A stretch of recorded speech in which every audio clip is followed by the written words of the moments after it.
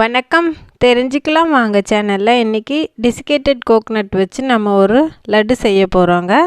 இந்த லட்டு எப்படி செய்யலான்றதை பார்க்குறதுக்கு முன்னால் சப்ஸ்கிரைப் பண்ணாமல் பார்க்குறவங்களா இருந்தீங்கன்னா சப்ஸ்கிரைப் பண்ணிவிட்டு பாருங்கள். ஆல் பட்டனையும் ப்ரெஸ் பண்ணுங்கள்.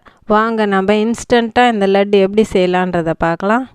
இந்த இன்ஸ்டன்ட் லட்டு செய்யறதுக்கு பேன் சூடானதும் 1 கப் அளவு டெசிகேட்டட் கோகனட் பவுட்ரு சேர்த்துருக்கேன். அந்த கப் அளவே மில்க் பவுடரும் 1 கப் சேர்த்து நல்லா கலந்து விட்டுடலாங்க.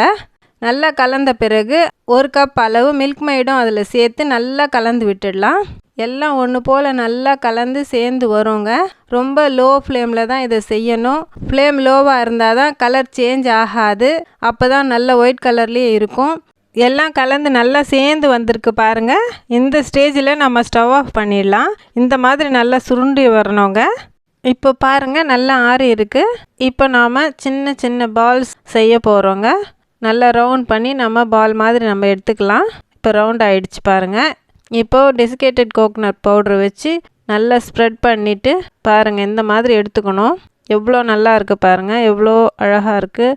ஈஸியான ரெசிபி கூட, சாப்பிட்றதுக்கு ரொம்ப நல்லாவும் இருக்கும். கடையில் வாங்காமல் நம்ம இந்த மாதிரி டிஃப்ரெண்ட்டான ஸ்வீட்ஸ் ஈஸியாக செஞ்சு நம்ம குடும்பத்தில் இருக்கிறவங்களுக்கு கொடுத்தா ரொம்ப நல்லாயிருக்கும். பாருங்கள் எவ்வளோ நல்லா இருக்குது, எவ்வளோ சூப்பராக இருக்குது. நீங்கள் செஞ்சு பார்த்தீங்கன்னா இவ்வளோ ஈஸியாக நினைப்பீங்க. இந்த ரெசிபி நிச்சயமாக உங்களுக்கு பிடிக்கும். பிடிச்சிருந்தால் லைக் பண்ணுங்கள், ஷேர் பண்ணுங்கள். சப்ஸ்கிரைப் பண்ணலைன்னா சப்ஸ்கிரைப் பண்ணுங்கள். ஆல் பட்டனும் ப்ரெஸ் பண்ணுங்கள். வேறொரு ரெசிபியோடு மறுபடியும் உங்களை நான் சந்திக்கிறேன். தேங்க்யூ.